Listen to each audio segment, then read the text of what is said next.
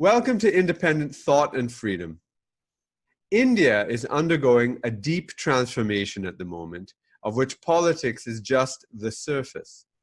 The rise of the BJP and its Hindutva ideology, which is the idea of Hinduness rather than the religion of Hinduism, is convulsing much of the nation, while pushing forward and remaking it from its recent past, which was more liberal, socialist, and minority-focused since independence. There is still significant resistance to the BJP's intended transformation of India, and in other circles, also skepticism that the BJP will be able to change much. English-speaking intellectuals, for example, either liberal or Marxist or whatever, are one such group of these skeptical people. Muslims and Christians in general are also very skeptical.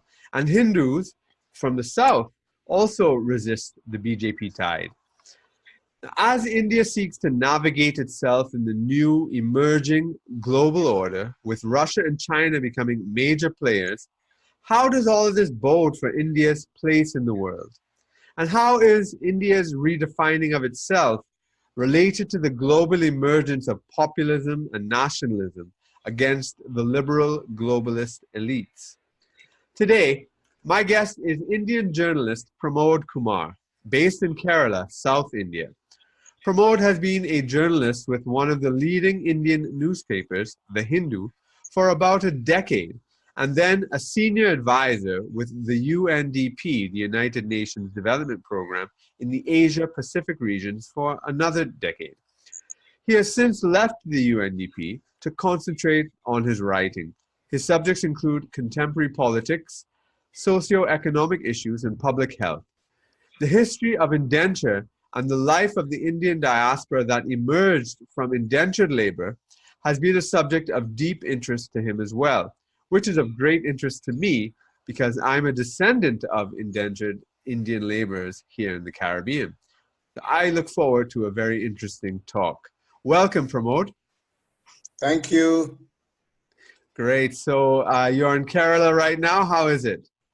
I am in Kerala. I'm in Thiruvananthapuram, the capital.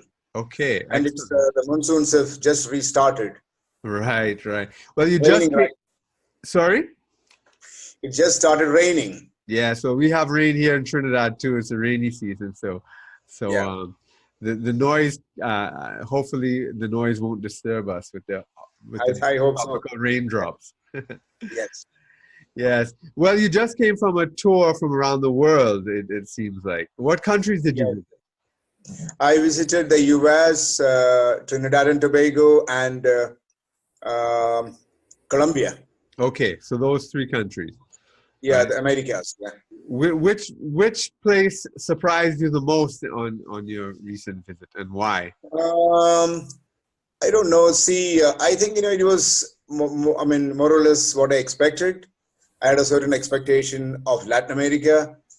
I have seen a country with descendants of Indian indentured laborers. So Trinidad and Tobago, my main purpose of visiting that country was my interest in diaspora. So I wasn't too surprised, but there were some trends that I hadn't expected. Then the US, I've been there many times, so it was just it was more like a transit. All right, good. Well, you heard my introduction, and I spoke about India undergoing a deep transformation. I thought it was a fair assessment. Yeah, I thought it was a fair assessment. Very interesting. Right. And so how do you see this transformation? How do you understand it and characterize it? See, I remember the discussion we had in Port of Spain a couple of weeks ago when I was there. And, the one thing that struck me was the way you introduced or described the Prime Minister Narendra Modi. You said he was an old-style politician, not a career politician. It was the right assessment. See, what has happened in India in the recent elections is it's not the re-emergence of the BJP, because BJP was already in power. It's they got a back-to-back mandate to rule again, but it was a decimation of the Congress. the Congress is absolutely in deep trouble because the organization, the party organization, has more or less collapsed at the national level, except in some in some states, Congress is more or less disappeared.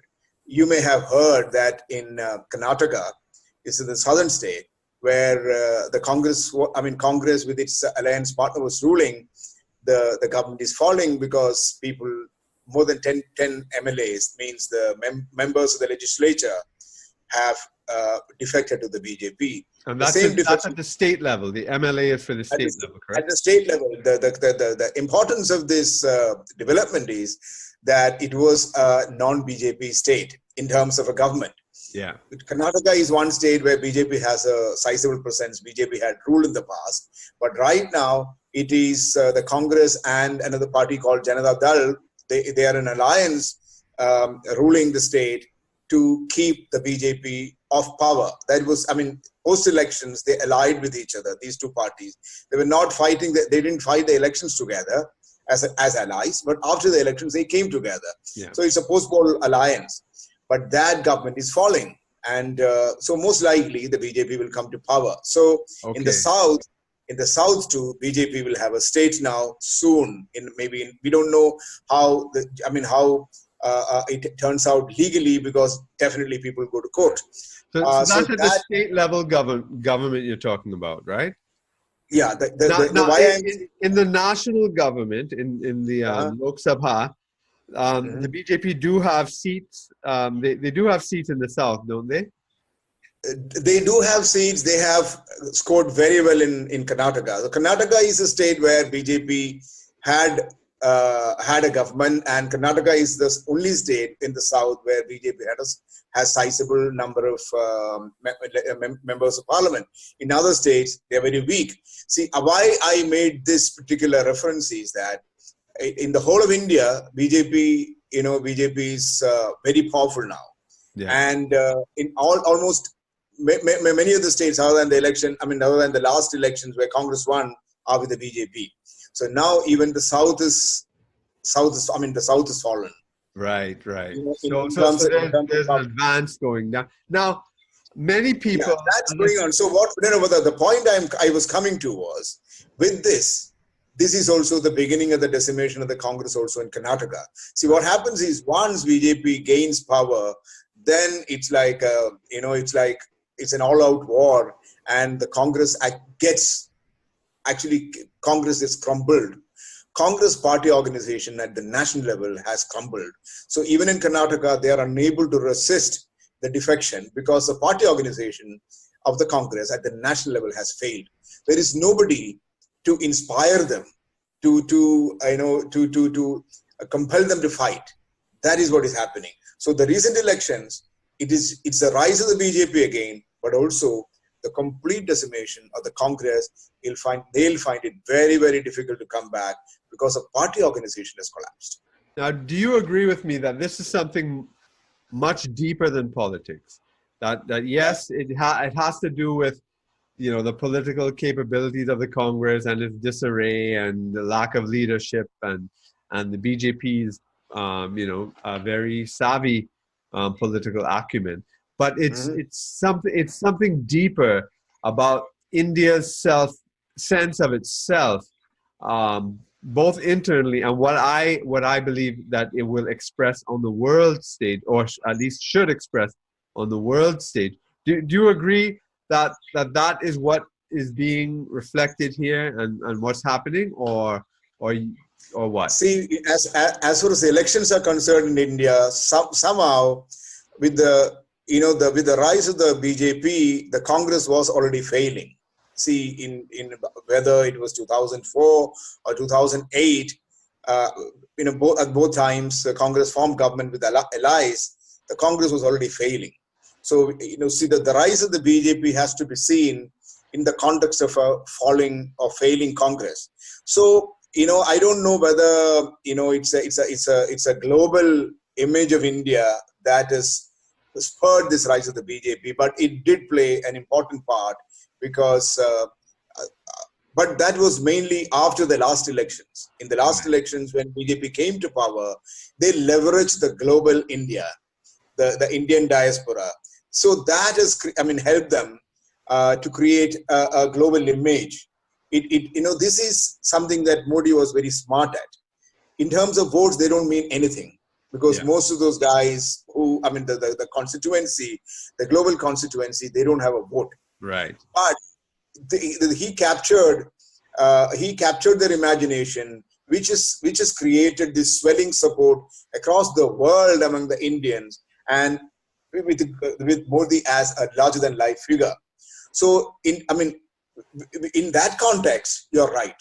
This is beyond the basic Indian politics, because this is something bigger than that. Otherwise, it wouldn't have been easy. Yeah. This easy. Well, as you said, the BJP were in power in 96 they came in, or 97? They were in power from since 1999, 2004. Oh, 1999, that's when it was. Okay, I thought it was earlier. Earlier they were there for 13 days. It was they didn't have the numbers. Yes. And then they just before the vote of confidence, they resigned. Right. But the first time. But 99, they ran a full government. Yes, and now in 2004 they lost. Yes, so the Congress so they weren't able to get. Yeah, so what accounts for the difference now and then? You think? Do you think it's just a purely political thing, or do you think it really has to do with the mood of the country and? So between 2004 and 2000. Why the BJP wasn't able to secure a second term then? Till 2004, this is where the new leader Modi played a big role.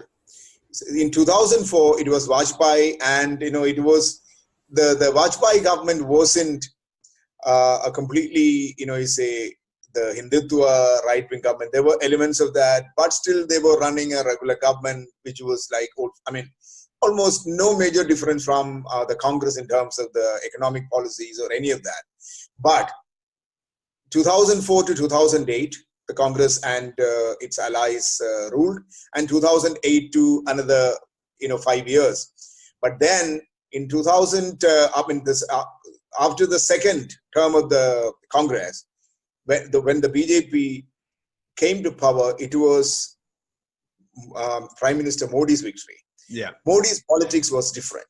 See, there was certainly a politics that appealed to the majority Hindus, and also the kind of image that he created of an uncorruptible, straightforward, efficient, efficient person, a government. So people thought there will be a government that will be free of corruption, will be extremely efficient, because he had things to show in Gujarat, at least the things that people saw in the rest of India as what happened in Gujarat. We don't know the real things that were, there were kind of criticisms of his performance in Gujarat, but the image was that of an extremely efficient administrator, a powerful man, and a person who could capture the imagination of people. And a sizable part of that was the Hindutva and the global Indian, the Indian identity, the Indian pride. So he has been able to mobilize all of that and create this larger than life image. I think that clicked. And then even after being in power, there was no anti-incumbency. In my reading, it got magnified, and he got better mandate than last year. Yeah. So now, in the international press, especially in the West and in the English-speaking world, so people who would be reading The Economist or the New York Times or the Wall Street Journal or the global liberal press, they are very, very unfavorable towards the BJP and Modi. They see him, as another Trump. They also hate Trump, and they see it as the rise of fascism. So especially like the more extreme left will characterize it as fascist, and certainly the liberals, the communists. And when I say communists in America, when people say communist, it's like an insult, it's like a fantasy. But in India, there are really communists. There's a communist party. They win government in your state. The communists are very strong in Kerala, and also in Bengal.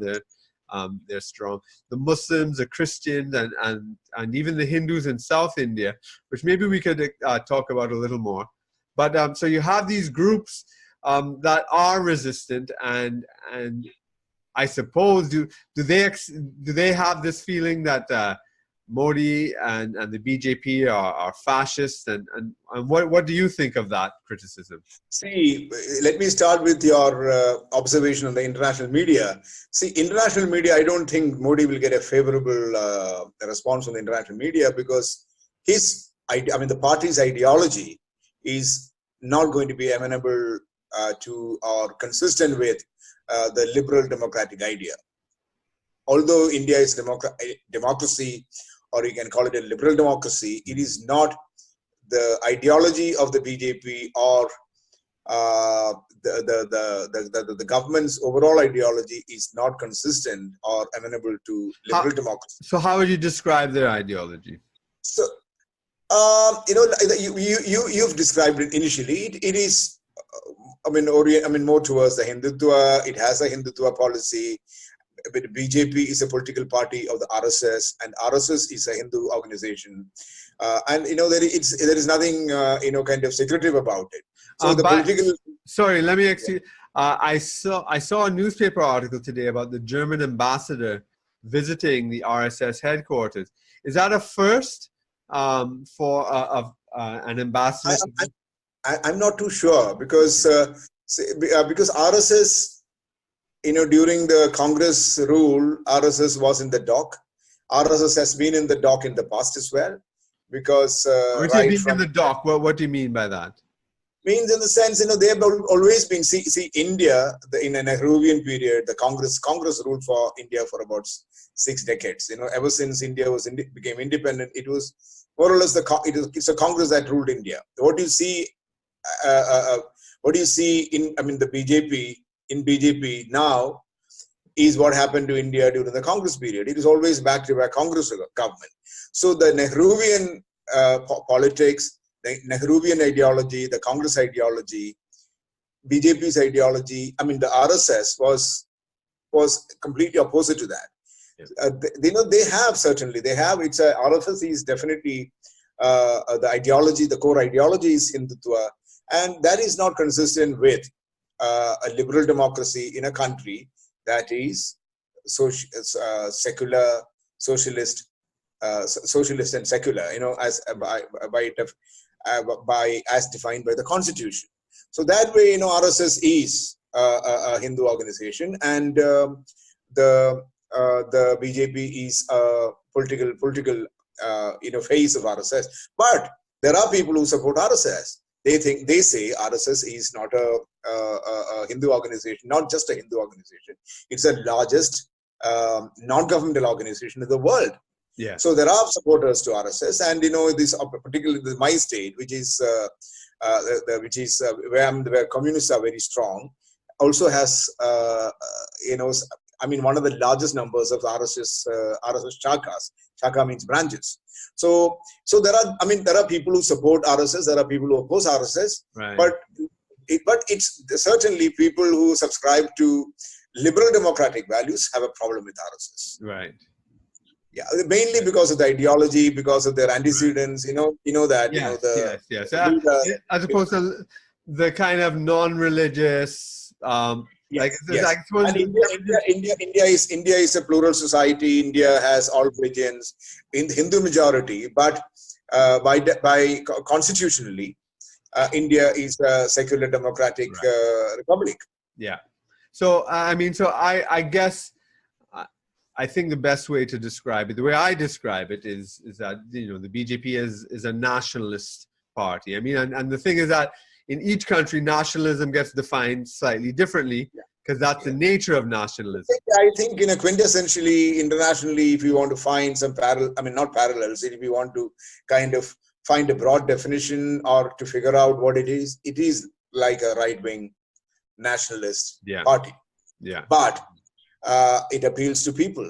Yes. Particularly when the Congress is more or less the party organization has failed and the Congress vote base has changed. BJP is a new Congress. Right. Because what I mean by the new Congress is as a national party. Yeah. A national party means a party that is strong all over India. That, so now there is no other party that is as strong as the BJP across India. yeah. So it's almost a single party democracy now. Yeah. In most parts of India, it's a single party democracy now. So do you think that the BJP may even have another 60 years? I think it'll run several decades now. Right. At this rate, unless I don't know how Congress is going to rebuild, because Congress, after Rahul Gandhi resigned following the elections, the debacle in the elections, they have been unable to find an alternative to a new president. Now, why do you think the Congress collapsed so spectacularly? I don't think it would just be about organization. I think there has to be something deeper. I don't know. People don't believe in the liberal idea anymore, or what? Like Vladimir Putin said that recently. I don't know. What do you? No, it's possible. It's possible. See, the liberal ideas, it may appeal to a certain certain sections of people, but may not be the whole of India, because India also is not a completely literate, fully evolved society. People belong to different classes and different, kind of schools of thought. Yeah. So as long as the Congress was strong, their idea of liberal democracy or democracy was kind of had some kind of currency. But Congress also was running on the charisma of the Gandhi family. Yeah, the Nehru Gandhi family. So now that has disappeared. When that has disappeared, there is nothing else left in the Congress. Right. See, the people believed earlier that the charisma of the Gandhis is okay because in democracy you need charismatic leaders. But what happens is, when all you have is only the Gandhis in terms of your charismatic leaders, this is what happens. Yeah. So the Congress was a highly centralized party. So if it had developed local units, autonomous, independent local units with local leaders, states, provinces, then it would have survived, like they survived in Kerala. Right. Kerala, the Congress is very, very strong even today, because Kerala is it's almost like an independent party with local leaders, enough leaders and enough infrastructure, so they won't fail, because it's like a local party. The same thing has happened in Punjab also. The Congress in Punjab is independently strong in that particular state. If the Congress had developed such units across India, it would have survived.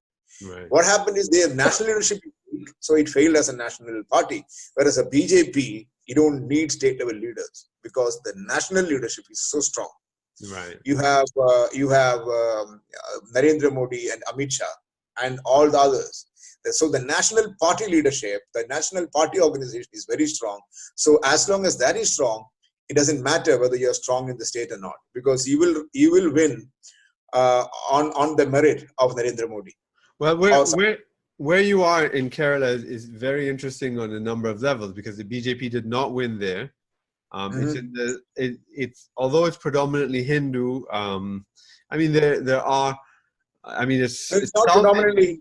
It's in terms of Hindu population. It's just 55% compared to the rest of India. Average is about 85. Right. Or more. So in an Indian context, it's smaller, but still it's a majority Hindu area. Yeah. But there are a lot of other groups too, and then but it's South Indian, and Kerala's history is very fascinating in terms of its ancient links to the Roman Empire and the spice trade, and so it really has a different dynamic over there.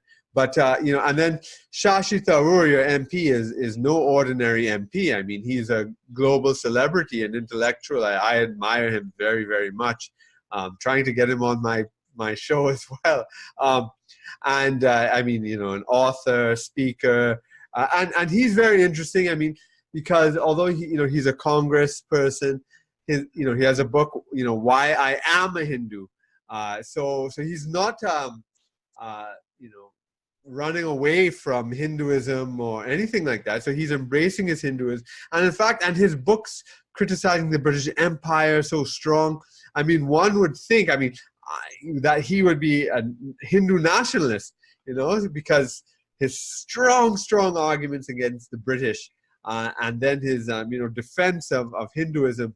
Yet he's a congressperson. He's very fascinating that way. But so what? And then your state also has a long history of communist rule in Kerala. So can you just go through the dynamics of that place, how he won, and sort of the dynamic between the communists and the Congress and the BJP in the north and the south, these sorts of things? See, Shashi Tharoor is an interesting example, because your observation, many people also had the same observations. They said he is, in India the word is a soft Hindutva guy. So he was playing the Hindutva card. Many people had problems with that, not in the Congress, but on the left liberal, on the side of the divide. Mm. So they said this guy is trying to appeal to the Hindu votes, and that's why he's acting like the word in India is Sanghi, means Sangh is RSS. So he is a soft Sanghi. But I think Shashi Tharoor played his cards carefully and intelligently. Yeah. That's why he probably, it was also part of a political project that he wrote that book, Why I Am a Hindu, because this constituency, the Trivandrum constituency, compared to the rest of Kerala, is 66% Hindu. Yeah. The average percentage of Hindus in Kerala is only 55. Right. So 66% of Hindus, if there is a Hindu polarization, can be problem for him. Yes. Because he can lose, because 66%, if the majority of the 66% votes against him, say for BJP, then he can lose, and BJP is very strong in this constituency. So in the rest of Kerala, it is difficult, because it is very hard for a politically already polarized between the Congress and the communists. The state is polarized already politically, so it is very difficult to wean away them and get sufficient number of votes from the 55%, whereas 66%, it is possible. That is why Shashi played, maybe what I'll say is like he was careful in not to antagonize the Hindu votes. Yeah. So he always, and I don't think he was putting on an act. He was genuinely, whatever he said genuinely, why I am a Hindu, he genuinely believed in that. Yeah. And that also paid off politically. And he also took a similar stand in the Shabarimala issue. The Shabarimala is a hill shrine. Yeah. So, and there was a long-running legal dispute where women wanted to enter the temple. Whereas the Hindu believers, they said, no, you can't enter. And the Supreme Court ordered in favor of the women. And that had created some kind of a political problem in the state. And Shashi Tharoor took a stand that sided with the believers. Okay, so Shashi Tharoor, so that's very interesting. So Shashi Tharoor, who is this global, cosmopolitan, perfectly spoken Queen's English, so sophisticated and so forth. But he sided with the religious believers who felt that the traditions of women not entering that temple should be kept, even though the Supreme Court said women should enter. So that's interesting, because I know... His point was interesting. He said, in matters of faith, I am with the believers, because it is not something which is not legal. Yeah. This is about faith. And he also had a responsibility as a parliamentarian to side with them. So all these things, many people look at him, particularly people on the liberal and left side, look at him as a soft Hindutva guy. Mm-hmm. But that is his politics, and that's exactly what also probably he won. He won, but he won mostly on because of support of the minorities. Yeah. But last elections, this first time when he came, he won with a margin of about 100,000 votes. The second time, the BJP candidate was so strong, so he almost lost, except for about 15,000 votes. So the margin was only 15,000. Even that time, it was three minority constituencies within the Trivandrum that saved him. Yeah. This time, these three constituencies, minority constituencies, gave him enormous mandate. So he got back the 100,000, almost the 100,000. He got them all. almost the entire 100,000. And that's amazing because, I mean, it's not like he hung on by the skin of his teeth. He increased his mandate, but everywhere else, the Congress is losing, and in a huge way.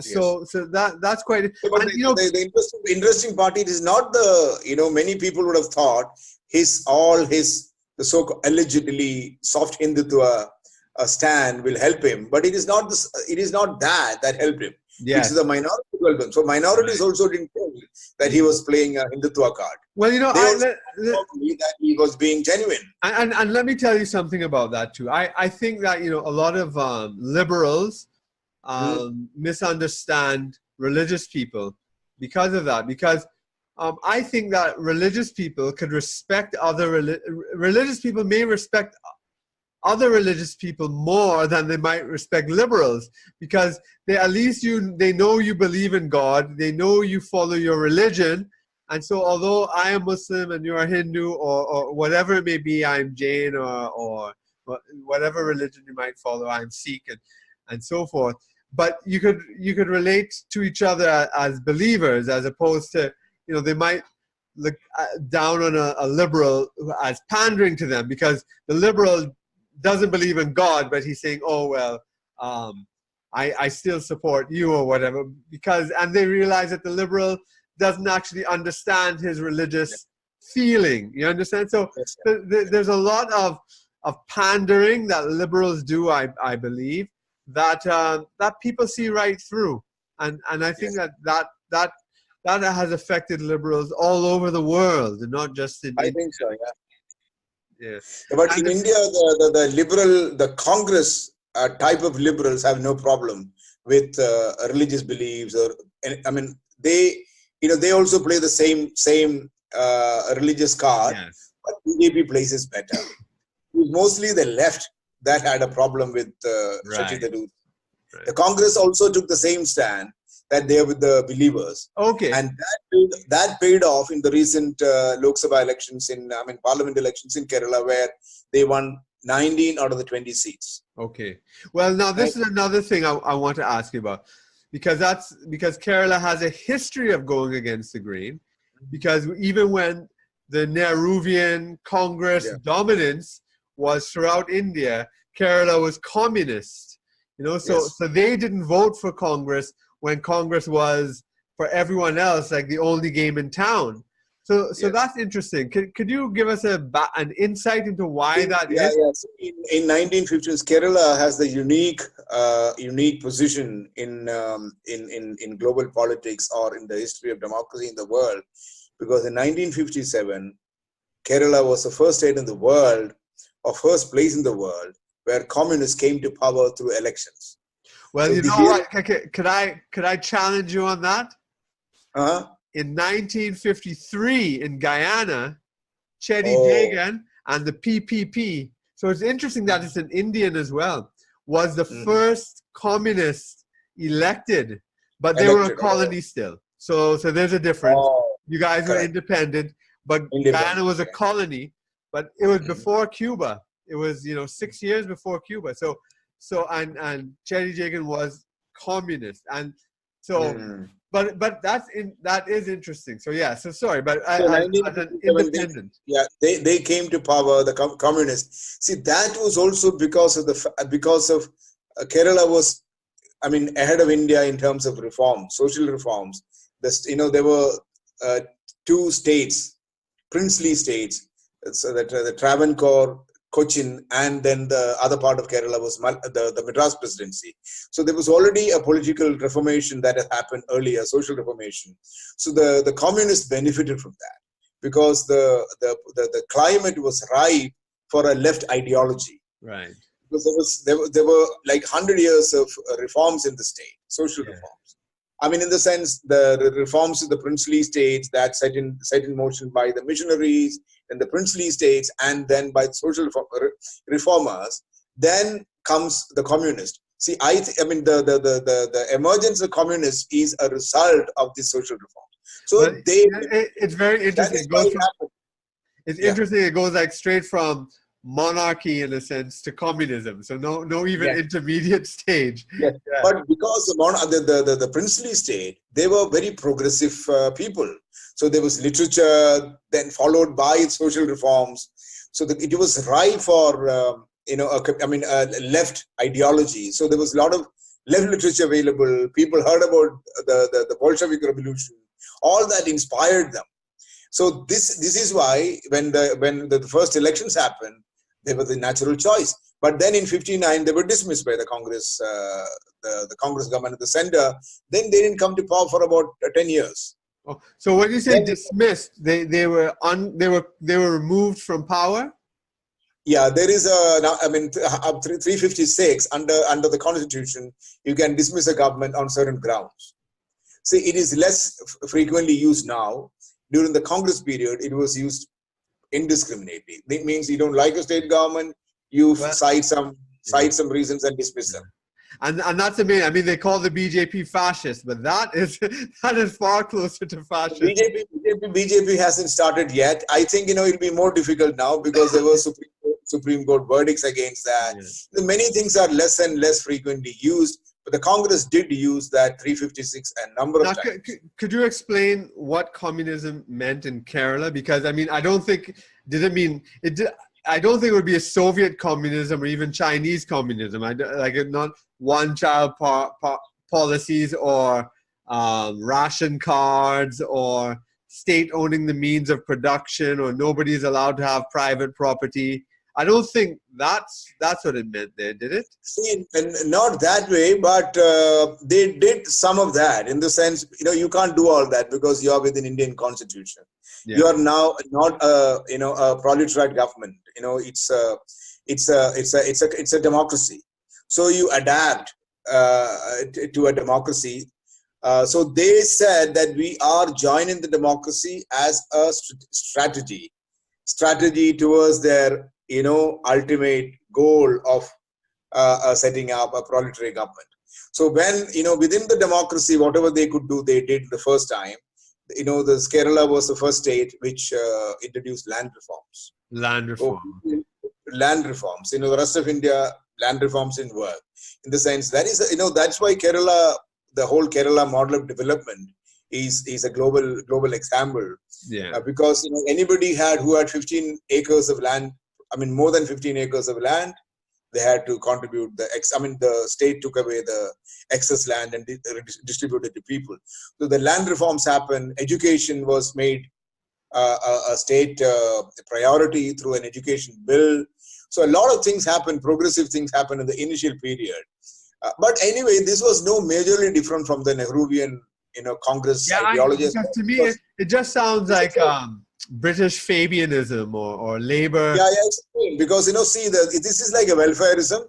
Yeah. But the welfareism was a model at the center nationally. The communists also followed the same model, but they did a few things extra, like land reforms and those education. What do you call nationalizing education in the state? All this made a lot of long-lasting impact for the human development or social development of Kerala. That is definitely. So let me ask you something here, because we touched on the idea of regionalism, but I think especially for any international listeners here, I always like to tell people that it's very misleading to think of India as a country. You have to think of it as more like a continent. It's a civilization, really. And just that, India has 3 times the amount of people as the entirety of Europe. So, it's like the difference between, someone from Finland and someone from Italy, or between someone from Romania and someone from Ireland. That's the kind of difference you will see in India between a Punjabi and a Tamil, or someone from Assam and someone from Kerala.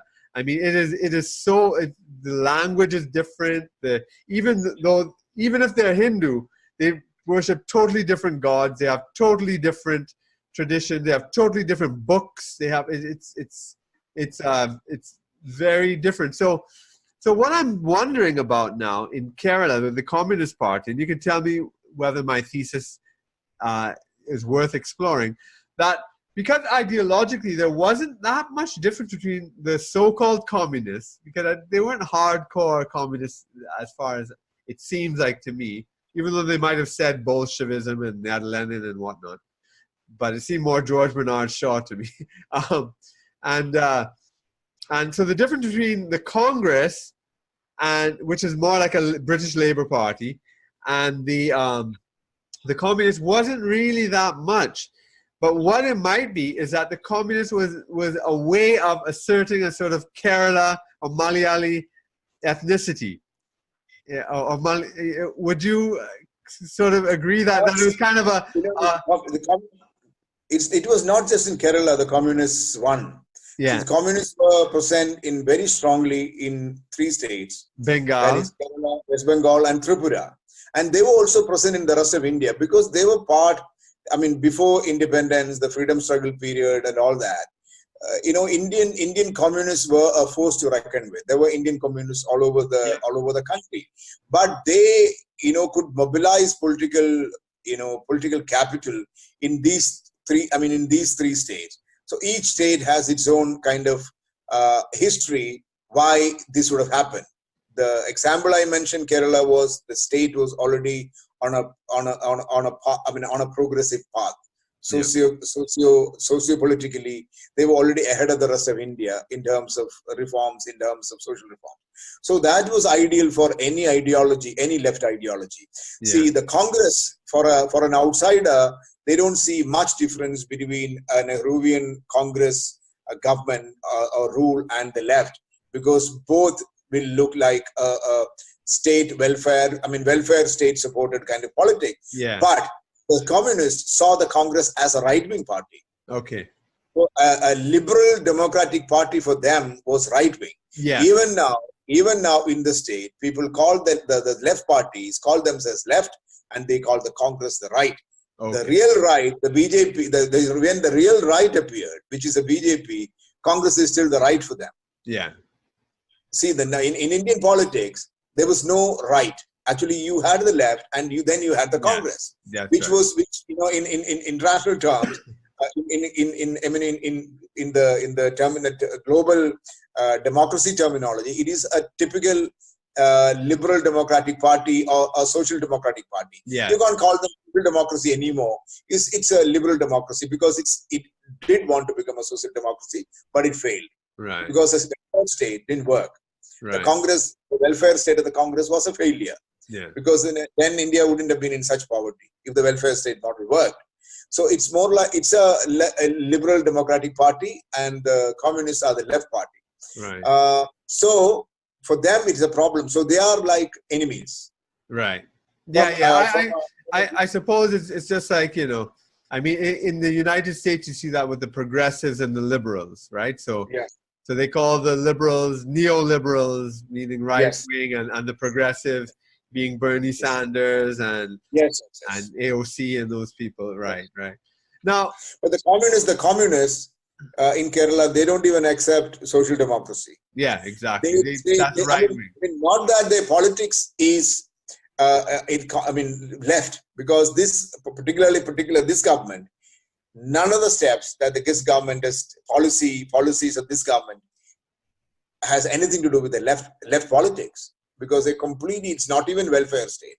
They're completely neoliberal, to use the same word. Yeah. They are completely market driven. They are completely, they are into privatizing. They are into efficiency and all kinds of things that you hear in a neoliberal world. Yes. So this communist, the ideology is completely missing. All that is left now in this Kerala communists is a name that they're left. That's it. Right. There I'll call them bogus left. Right.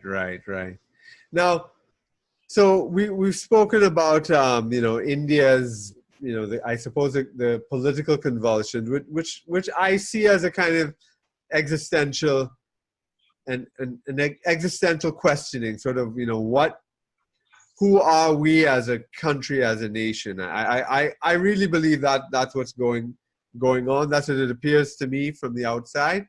But how do you see this affecting India's place in the world? Like with the BRICS, with its relationship with the US, even its relationship with the rest of the world and the newly emerging global economy and the kind of new Cold War that's happening between Russia and China versus America. How do you see this shifting? Because during the Nehruvian period, although it was seen as liberal and secular, it was tied more to the Soviet Union and Pakistan, although it's an Islamist state, was supported by the United States. This is one of the ironies of the Cold War.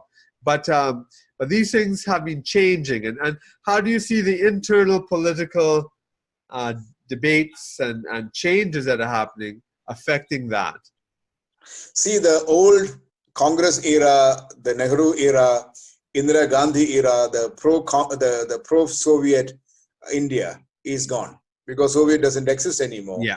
And since then, since the collapse of the Soviets and later on, India has leaned more towards the US. So India is still friends with the US. Right. See, India during the Cold War, Pakistan were friends with US, where we were friends with the Soviets. Yeah. But I mean, now the US also is happy that they have India on their side. Yeah. Pakistan is already there. Yeah. Then in terms of China, India needs this relationship with the US. They want to leverage this relationship with the US because this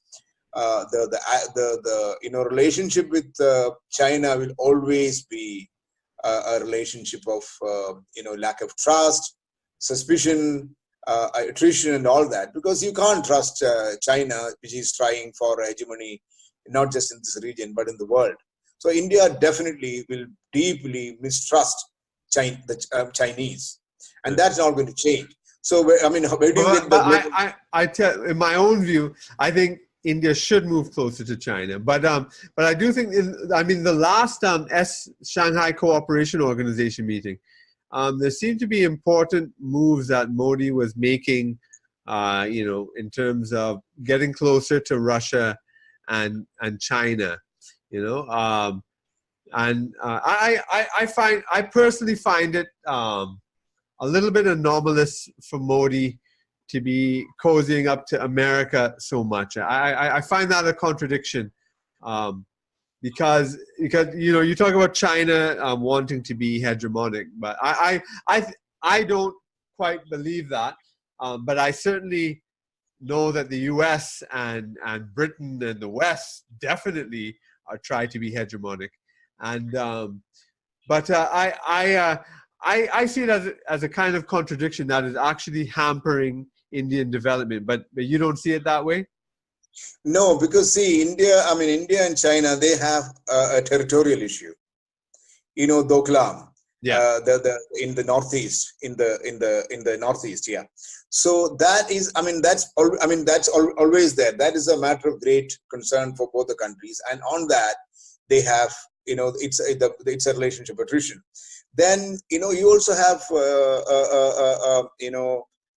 so economic interest. China needs to have that upper hand for economic reasons. And India, you're right that Narendra Modi has been cozying up to China. Compared to the past, Modi is trying to be friends with almost everyone. Yeah. Because you can't lose friends in this world now, because it's not a unipolar world. So Modi is friends with the US, Modi is friends with China, Modi is friends with Russia. But in the end, you don't see any strategic relationship developing. You don't see any results of a strategic relationship. Yeah. With China, we haven't seen any fruits of a relationship. Yeah. So you're right. This you can aspire to be in good relations with China, work together, but that doesn't happen because China wants to build hegemonic power in the region. See, with their Belt and Road initiative, you have Maldives with them. Then they also are investing heavily in Nepal. Then they try to gain access to Bangladesh. Bangladesh, fortunately, is more inclined towards India. But Sri Lanka, Maldives, and Nepal, the leverage India had is gone. So India has a problem, and this both the countries can also be like watching posts for China, to watch India closely. You know, it's a geopolitically in terms of strategic geopolitics, it's a problem for India. So at best, I think, you know, you can normalize a relationship, and you can be, you know, in amicable terms with them, but how, I mean, will it go, I mean, will it move ahead into a fruitful partnership where India also gains? I seriously suspect, I mean, I have my doubts. But the US, I mean, since you know, getting closer to the US, I think India has gained, but US also is trying to arm twist India in terms of using bilateral agreements, bypassing multilateral agreements. And then telling India it can't buy oil from Iran and all these things. I think the bigger threat is bypassing multilateralism. See, for instance, WTO. Whatever trade flexibilities India had, or countries like India had, it's a problem for the US. So what they do is, to bypass that, they get into bilateral agreements with India. See, bilateral agreements, when you have bilateral agreements, that will surpass the benefits of multilateralism that you had gained globally from a committee. So that is happening.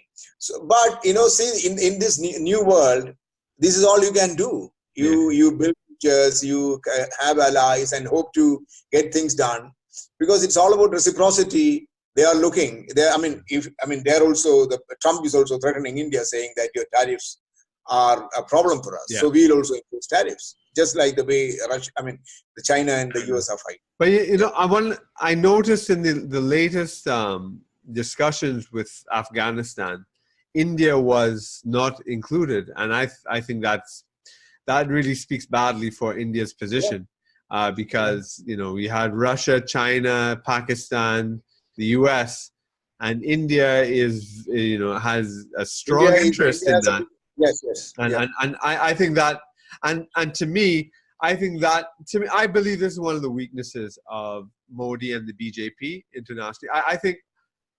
I think that internationally, they have not yet being able to project themselves in the way that they have done internally. And I think that I think there's a lot of misreading, and it probably has a lot to do with the American NRI community. I think that's probably it's difficult, because all of them have their own geopolitical interests. So, you know, for instance, they know the US and China, all of them know that Afghanistan trust India, and India has this, you know, among all the people in the region, India has a very strong influence in Afghanistan, geopolitical influence in Afghanistan. So they do want to kind of, you know, short circuit that. That's why, you know, the best way to do is to exclude India from whatever they do. So the same thing will happen when China deals with India. So it's like checkmating you so that you are boxed. But this is a problem with, you know, geopolitical selfishness of countries. You have to live with that. They will try very hard. I mean, you can find a balance. You know, the Modi at best can try and find a balance, but to be truly in a relationship where you are going to gain a lot is not going to work. I think it is difficult, because it's like everybody is looking at what is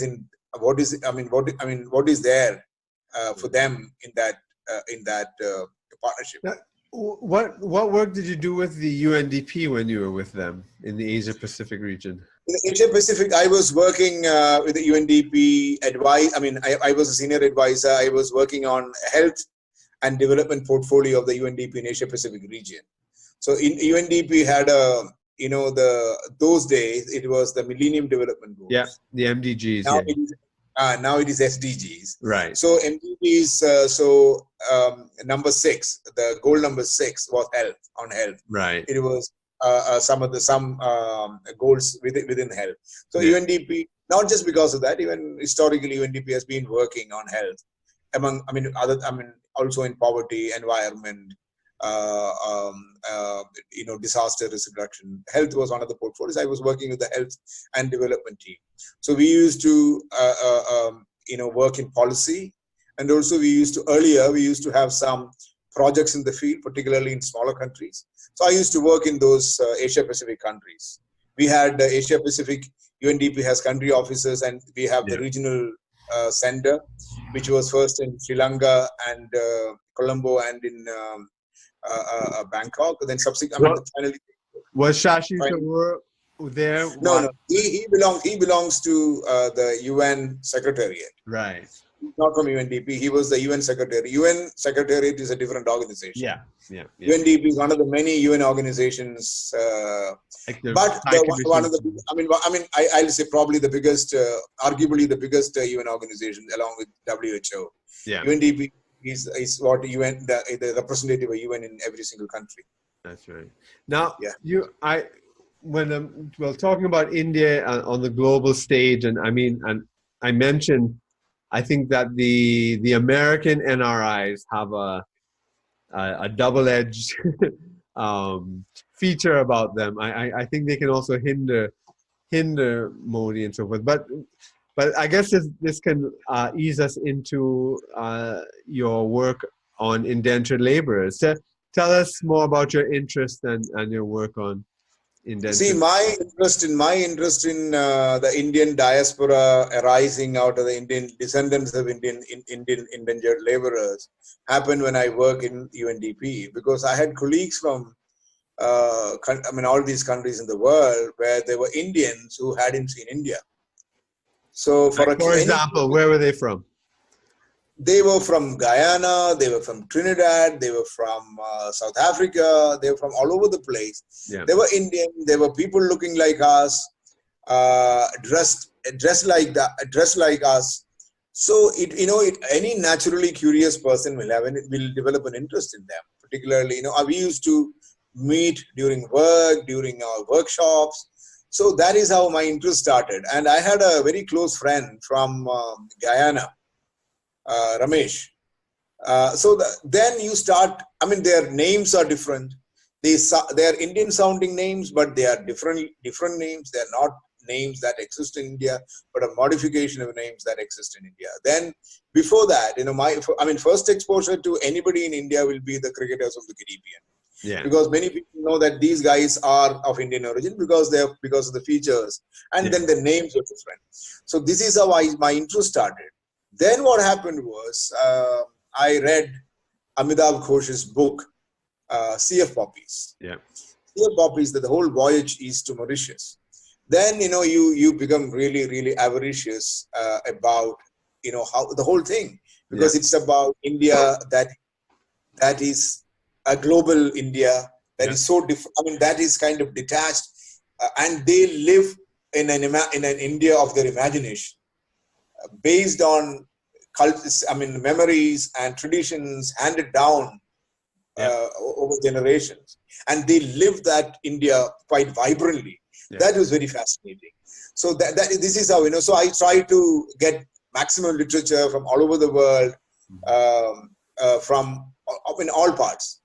Because my family is now 6 generations out of India, and so that's really what it is. We live. Yeah, you find when I first met people from Suriname, Indian people of Indian origin. See, it was surprising because I knew that Suriname was a Dutch colony. Then you study the history of indenture in Suriname, you realize the French had asked the British for laborers from India. So on an agreement between the French and the British, Indian laborers are sent to Dutch. Yeah. Indian laborers are sent to a Dutch colony. Yeah. And it's very interesting to see Dutch-speaking Indian descendants in a formerly Dutch colony. So then you see this. Sometimes it's heartbreaking because that they were from here, under what circumstances they would have fled. People use their imagination to reconstruct what would have happened. It's been fascinating for a lot of people. Yeah. Particularly the descendants. It is still an issue without closure. Yeah. People still set out on journeys to find their ancestors. Yeah. Then, see, you know that book called Coolie Woman. Yeah. What is her name? Gautra. I think, it'll be an Indian name. Will be Gayatri Bahadur. Gautra Bahadur. See, her Indian name will be like Gayatri or something. Yeah. So her curiosity, or what perplexed her was, what would have compelled her great grandmother, who left India when she was very young. She was pregnant and she was a Brahmin. So in those days, a Brahmin pregnant young woman, why does she go on a ship to unknown land? So these kind of things also kind of, it's constantly is intriguing. It's fascinating. Actually, you can live a whole life thinking about it. Yeah. That's when during work, I used to travel to all these places. So I traveled to Fiji many times. I traveled to South Africa, Durban. Durban area is mostly South Indians. The Indian, in laborers taken, they were mostly from South Indian. So they don't even know where they are from. Many of them. They say India. Most Indians here in Trinidad have no idea where they're from. I'm no very unique in that. I tell them. But from their features, from the way they speak, from some of the Indian words they use, I tell them, okay, you are a Telugu. Yeah. Now, those days there was no Telugu. Andhra Pradesh, it was only the presidency. So I'll tell them, the contiguous area of Tamil Nadu and Andhra Pradesh. It's almost like every second person in South Africa, every second Indian in South Africa is Naidu. Which is... Yeah, Naidu. Yeah, Naidu. Then the Mudli. Mudli is actually a Mudaliyar. Tamil. Mudli, Kuvanda, all these, it's fascinating. So then you go to Sri Lanka. The laborers were taken much later. You go to Malaysia, you see them. Then I see, you didn't have many laborers from Kerala. Because if you look even at the ship manifest, there were few. But in Fiji, there are many. And there were even upper caste Nair indentured laborers. So you wonder, so the theory was mostly people who were poor, people who were backward caste, people who were desperate, who were in distress, who either voluntarily joined them or they were kind of fooled into going to the... one thing is that it's very much part of the story of globalization or the global economy in that part of time, because it also, as Amitav Ghosh alludes to, the Sea of Poppies, it was when the East India Company deindustrialized that part of India so took out all the cotton manufacturing, all the food crops, and made them plant poppies for opium to push in China and have the opium wars. And so that just made one of the richest areas of India and the world, was a center of world manufacturing, into a total basket case.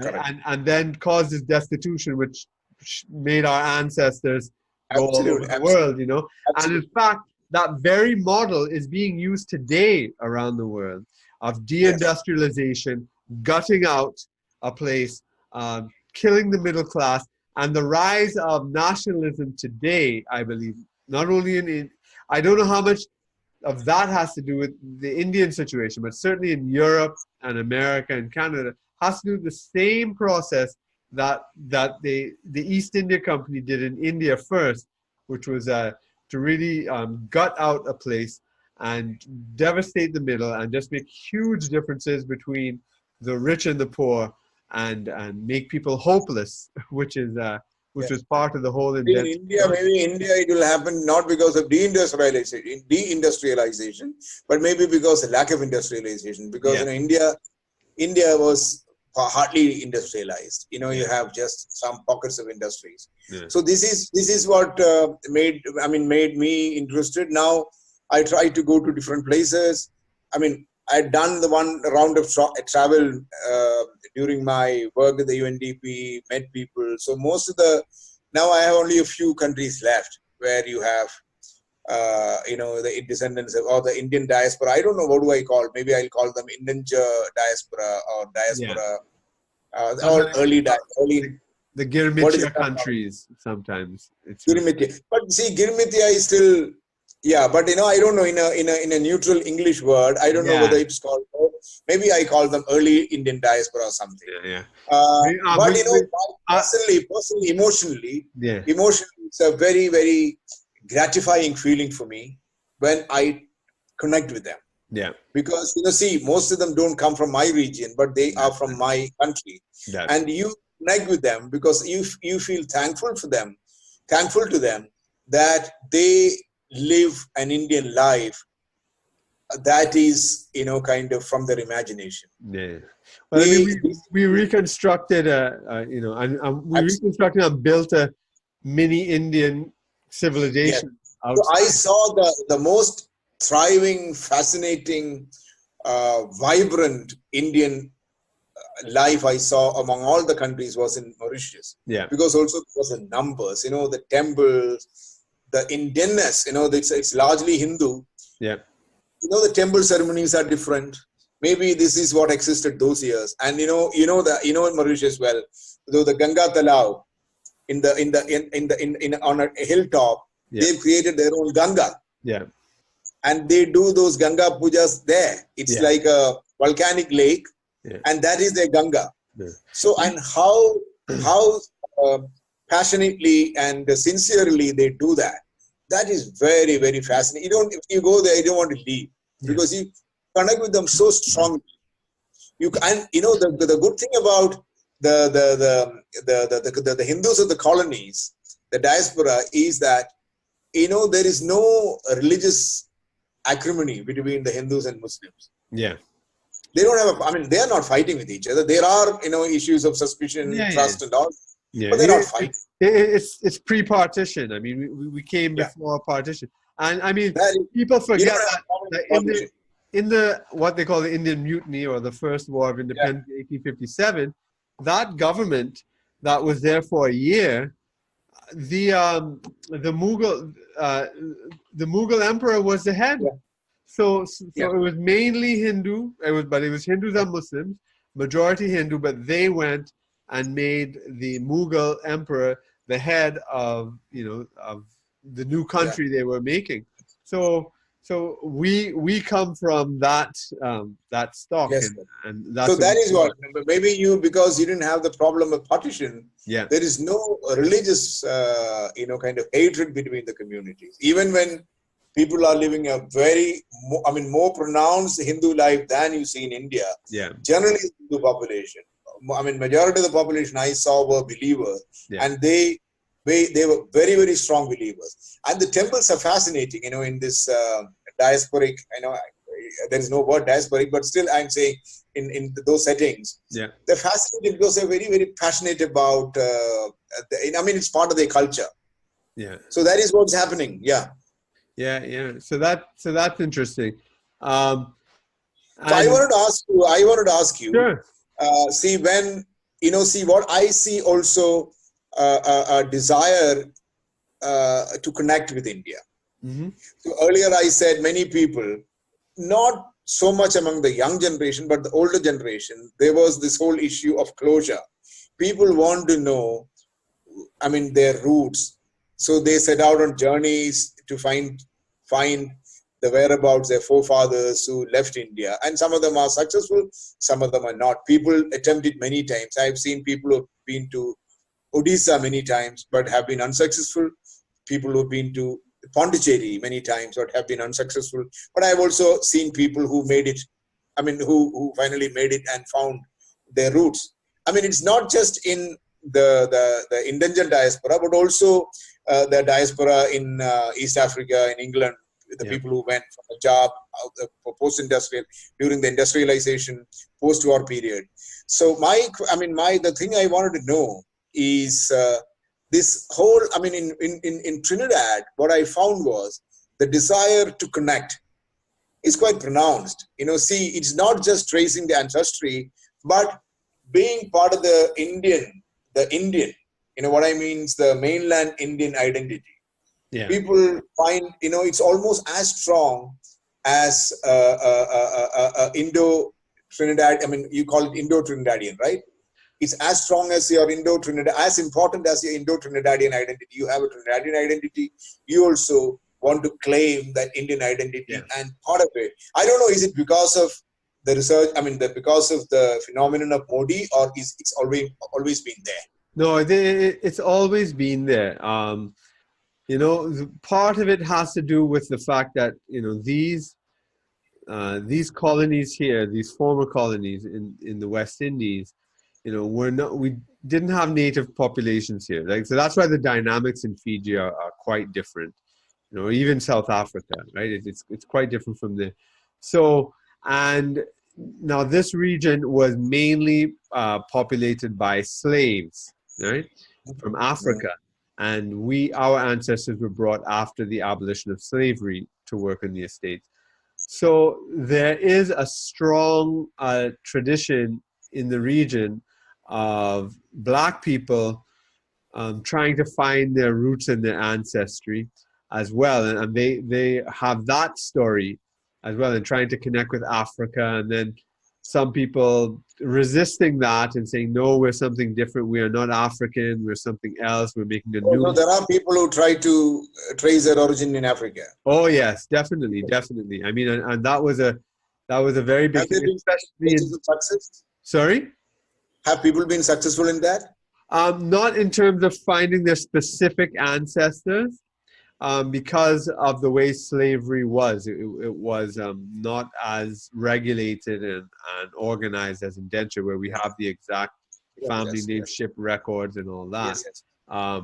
So it's much harder with the experience of slavery, and then how long they were in the region, and then moving around and all that. So it's harder for them. But the whole Black consciousness thing, which came up with the civil rights movement, and and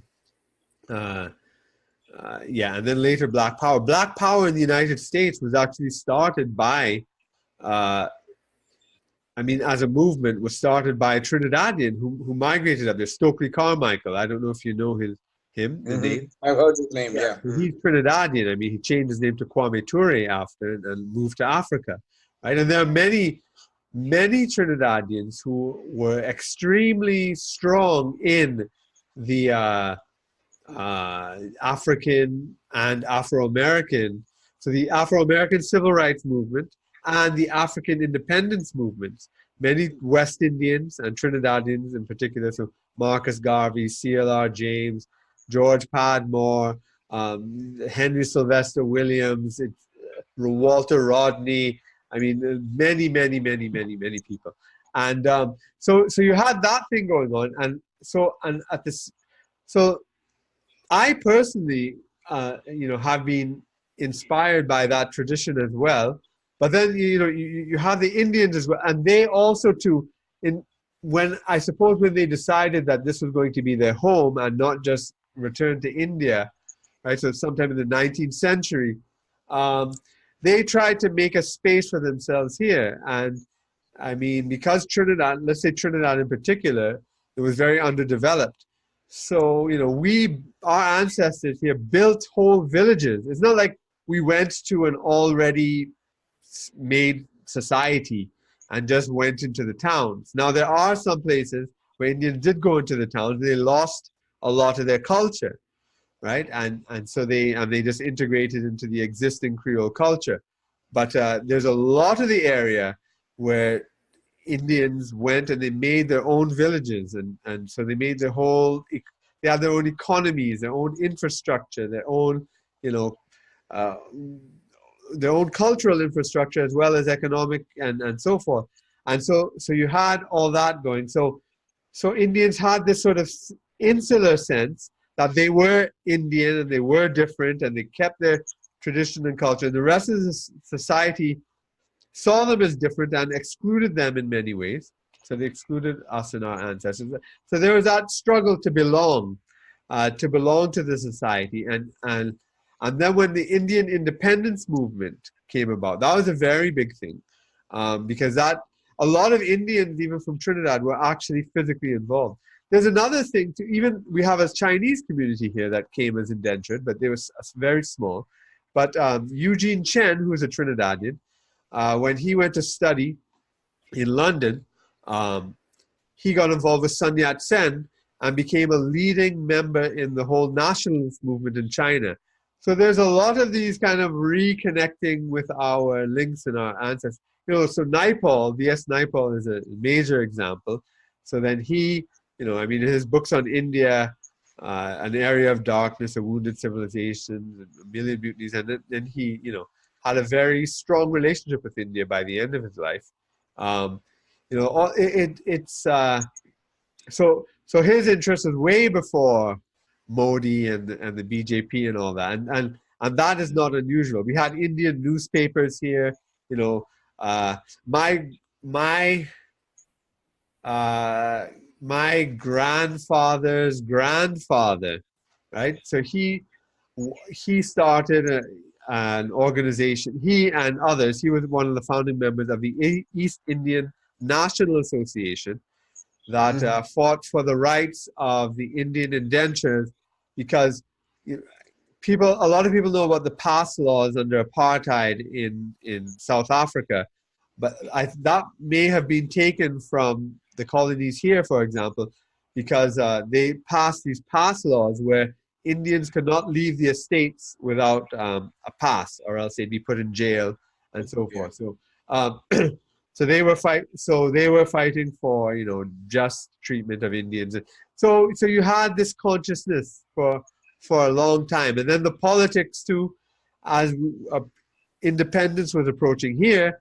There were Indians wanted to make sure that their rights would be protected, and that any black majority government would not suppress the cultural and other rights of Indians because of the grievances that black people had with the former colonials and others as well. So that's always been part of the mix here, So it's this globalization and the emergence of technology, where you can be in touch with India in real time.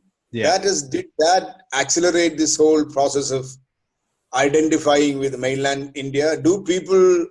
The second part of the question is, do people really feel they are Indians than they are Trinidadians? Right. Well, I mean, let's say the first two parts. I mean, ever since even indentureship time, people used to exchange letters, and and there would always be like merchants who would always bring in spices or instruments or cassettes, and then Indian movies were a very big thing, right? So in the 1930s and 40s and 50s, Indian movie theaters were very, very big, and it had a huge impact on accelerating Indian culture. Then from the 70s, when we had an oil boom in Trinidad, a lot of Indians became wealthy. A lot of citizens became wealthy, and so many Indians actually went back to India, and sometimes they would bring saris or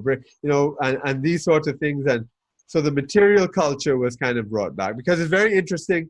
Like in my grandmother's generation, she used to wear an orni, but they used to wear Western dresses, not saris, because it was hard to get. But from the 70s, it became easier to get the actual. So even Muslims never used to wear their full kind of Muslim gear that we would see now, like niqab, like a niqab, or not just a hijab, but a burqa, even some of them. And so that's like a new thing, really. It's not a traditional thing, but because of the ability now to get it. So then with the internet, and that just intensified it. So it's kind of been a long yearning for connection that's come. But on the other hand, there are people here who don't identify with India at all. Maybe they're Christian, or there's a lot of times, and because we have lost the language as a living language. I mean, it's said in the temples and in religious ceremonies and the music and this kind of thing. But the language is a huge barrier between the two people. And then because many Indians have lost their culture,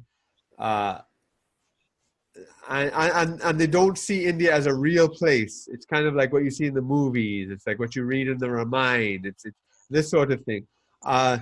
They just don't identify with it. Because we have been westernized in so many ways, from the way we talk, from the way we dress. So you can see these I kinds. used to wonder, because what is there in India for them to be inspired? Yeah. So India is a poor third world country, and all that you see on TV and movies would be the stereotyped. That is mostly it's true. It's a truth. Majority poor country. Yeah. But still, this is one of my kind of intriguing things. Why do people still identify with this country? What is in there? For them. Yeah. I mean, I think human It's all identity. culture. Yeah, I think human identity is so important, and when, especially, people who've been Christianized and whatnot, when you try to be deracinated and pretend you're white or European or American or whatever, you are not. The simple fact is that you are not. So you become lost, and you have no idea how to engage with the world properly, because you are very much lost, because you'll never be a proper white American or European or Hungry, yeah. you can't be. And the Trinidadian identity is problematic too, because so much was defined by the struggle between whites and blacks, and then so the Indian struggle to be included is still going on, but a lot of it was done, interestingly, around the same time that the BJP was coming to power in India. That's when we had our first Indian Prime Minister of Trinidad. So there were a lot of links being made there. So many Hindus and Indians being proud of, finally, we have an Indian Prime Minister for the first time. India had a Hindu nationalist Prime Minister. So some people really looked to that positively. Other people looked at it very negatively, right? So especially with the negative press that the Hindu nationalists get. So you have these complex interactions, but you do find a lot of them. And then a lot of Trinidadians believe, and it's probably true, that many Indians look down on them. And they feel that, and maybe it's because, we don't speak the language. Maybe a lot of the cultures and traditions are not recognizable to them. So a lot of Indians would, look down on Trinidadians for that. So and this is mostly on foreign soil. Yes, on foreign soil. Yeah, so like if you'd meet in America or in England, or sometimes if Indians come here to Trinidad, and then they look down on the people and the culture and so forth, and think of themselves as being superior. So a lot of Trinidadians resent that. A lot of Indian Trinidadians resent that about Indians as well. So you have these complex relations. On the other hand, some very devout Hindus, always revere Bharat Mata, right? So Mother India. That idea of Mother India is very powerful. Just like among Africans, Mother Africa is very powerful, even though the images you get from the West is of poverty and, witchcraft and war and the worst images you could think of, cannibalism and backwardness and whatever terrible images you could think of, as all being projected onto Africa and African cultures. Yet, Africans will find this sense of pride in their identity. So there's all these things people negotiate with here. Yeah. But does it help politically, the identifying with India? Does it politically means, does it add to your what do I say, the political confidence?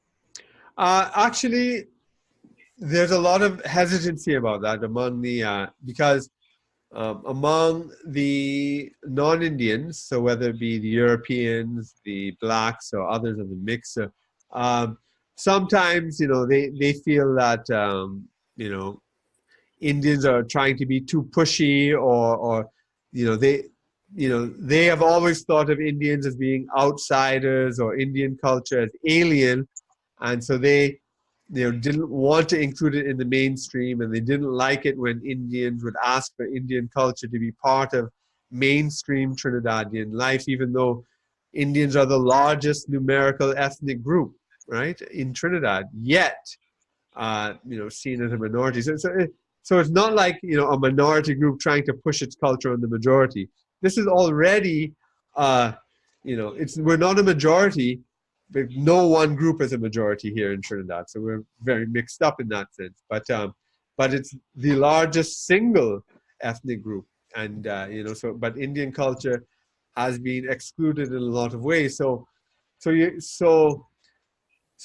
sometimes there are Indians who want other Indians to fight for that, to push that. Then there are other people, Indians and non-Indians, who see that as threatening to the status quo and to the way things are done and all that. Because being in a colony too, the economy was very racialized. So that the white minority held a lot of the power. And then, and then when, especially when power was in the hands of black political parties, the civil service and the government was the largest employer, the largest purchaser of goods and services. So they had a lot of power. It was a very state-dominated society.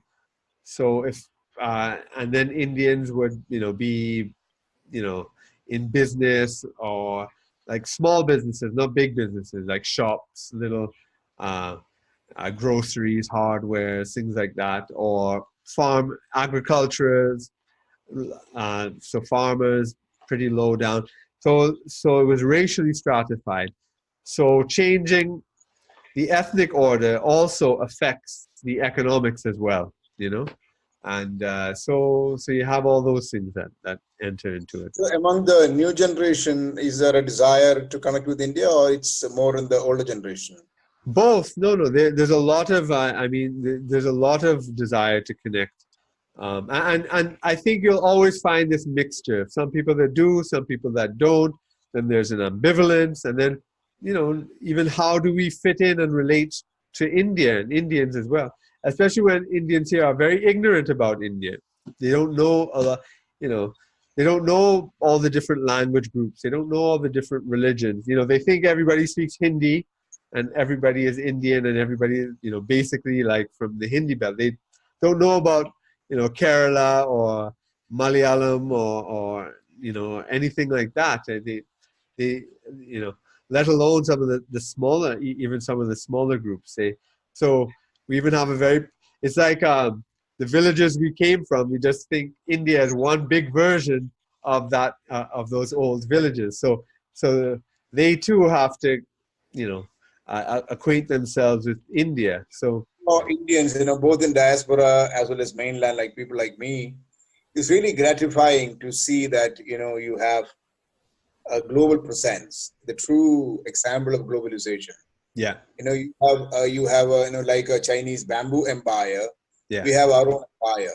Yes. And many people actually connect with that, and many people like to be part of that. Yes. Both we don't have that kind of awareness with the mainland India as much as there is in the colonies or the diaspora. That's right. But still, overall, but the government is doing, that also started during Vajpayee's period, the Pravasi festival, Pravasi Divas. Now they're also giving scholarships for people of Indian origin to come and visit India. Some of the kids, Indian kids in the US, like who have never been there, are also kind of taking those scholarships to come to India, to see India. Yeah. So that way, it's interesting. You have a global, global India. Yeah. It's like a global India. You have a global country. Other than Chinese, I don't think anybody else has that. That's right. Exactly. No. It's very true, and it's something that is not tapped into enough, but which I see that is being tapped into. And in terms of, there's an excellent book called Asian Megatrends done by Naisbitt in the 90s, and he was looking at the Chinese diaspora and how important that was, and really diasporic countries in because even the Caribbean has its own diaspora. You know, there's the African diaspora, there's the Indian diaspora, there's the Chinese diaspora, and you know, to bound a nation within the core nation state is restricting your resources. In a sense, I mean, England never did that. I mean, British culture and the English language. The English language is the thing that binds everybody, in a sense, to England and the Commonwealth, right? The Commonwealth is that, you know. So there can be you know, an Indian version of the Commonwealth, a Chinese version of the Commonwealth. Even you know, as I said, there are many Trinidadians who are involved in the African diaspora, and you know, the whole importance of the diaspora for African development is very, very important. That needs to be tapped into. Yeah. So, is there a desire? I mean, is there a people consciously, do people try to retain their Indian purity, as it were? Oh yes, absolutely. Very much. I mean, that's why we've survived for generations. You know, with the culture. So we do without racially mixing, consciously avoid. Yeah. You know, I mean, there, especially in the past 10 years, there's been a lot more mixing racially, but by and large, you know, there has been, you know, keeping the community, you know, ethnically, you know, consistent, you know, in terms of not much intermarriage. There is, as I said, growing intermarriage, and usually when there is intermarriage, the traditions are lost. You know, so that's part of the that's part of the thing. That's exactly where you start losing them. That's right. So when the intermarriage comes, so that's why keeping the tradition means, you know, marrying, you know, other Hindus marrying Hindus, Muslims marrying Muslims, and that means people of the same ancestral background. Yeah. Mm-hmm. Yeah. Mm-hmm. All anyway. Right. Well. I think we've had I know I've kept you a long time on the podcast here, but it's been very interesting in looking at the transformation going on in India and all the, you know, the sort of resistances to it and see, I'd like to, I mean, the thing I haven't said or we haven't raised is this. Now, the BJP and Modi don't have anything to fight. Yeah. So the political fight is over. Yes. They are going to be there for a long, long time. So now what will matter is how they deliver. Yes, exactly. Now, you know, because maybe next 5 years, it doesn't matter. But later on, if they don't deliver, it will start to show. Yeah. So because now politically they have no hurdles. Yeah, that's right. They are on a very, very strong wicket. Yeah. So now let's, you know, see even the critics, what they are looking forward to is to see if they're going to deliver. That's right. I mean, it's either now or never. Yeah, because Modi didn't deliver on a lot of his promises in the first. No, last term, I think, you know, it wasn't great. Yeah. I mean, so the 100 smart cities didn't come off. Many of them, no. Yeah, it's not easy. Not easy. Yeah. The problem also was they didn't have smart people. Yeah. So now, you know, it's a time to hire good people. Yeah. Get good advice, make good policies, and you know, think long term, both short term. And who knows, maybe in future there might be a breakaway from the BJP, and it might be like a BJP A team versus a BJP B team. You know. But I think they know. I think now they know, because what is the next excitement for them? Because the political excitement is over. Yeah. They have won and they have decimated the opposition. Yeah. So now they don't need. I mean, they don't have to fight. There is no political fight left anymore. Yeah. The next assembly elections, when it happens, there will be a lot of politics again. But I think it is more or less won by the BJP. So now is the time to deliver. I hope they deliver, because India is in a very difficult situation now in terms of employment, in terms of growth, in terms of investment. They are doing, I mean, all the conventional things people do is not working. That's right. Exactly. Indian growth was the Indian growth story was largely a consumption-driven story. Right. That is also now coming to a grinding halt. It's also decelerating. So if you don't grow at about 8%, 9%, 10% over a period of 20 years, India will get poorer. Yeah. If we want to get out of the out of the poverty that this country is in, it has to grow close to double-digit figures for about 20 years, like Indonesia did. That's right. Exactly. That's like the UN Growth Commission that have talked about So that. we have to now, when you have very strong majority, a very strong political mandate, this is all that matters now. Absolutely. And you're absolutely right. And this is like the condition almost for that growth to happen. Yeah. Yes.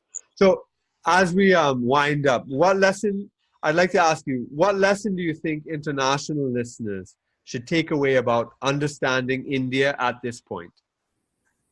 Understanding India at this point in terms of when the BJP is ruling India? Yeah, well, yeah, for international listeners who sort of want to understand the dynamics of India, what its future would be like, what's going to happen. So in terms of, there is a dramatic shift of the old India. So this is people say this both critically as well as in a neutral way. There is a dramatic shift to the old India, because the old India was a Congress-led India that is gone. Now it's a BJP-led India. So you know what is BJP's politics. So the old India has more or less ended. This is a new India. The new India is more aggressive, more right-wing, more right-wing politically, because economically since 91 India has been on the right path. So more aggressive, more right-wing, and I don't know, maybe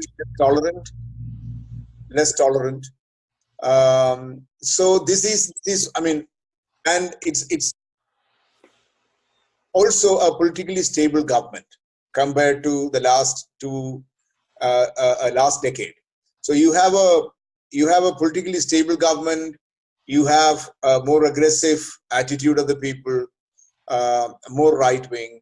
This is the stage that India is in now. Let's see how India leverages this and move ahead in a global socioeconomically in the world. All right. Well, thanks very much for taking the time to do this interview and sharing your insights. It's been very interesting talking to you. I wish you the very best in your future work and research. Yeah. Thank you. It's been wonderful meeting you and also following up with this conversation. I think it's been remarkable. Thank you. Thank you. Well, that's all for Independent Thought and Freedom this week. Please join us again next week. And in the meanwhile, make sure you subscribe, leave me a rating, like and share this podcast with your friends. Thanks, and bye for now.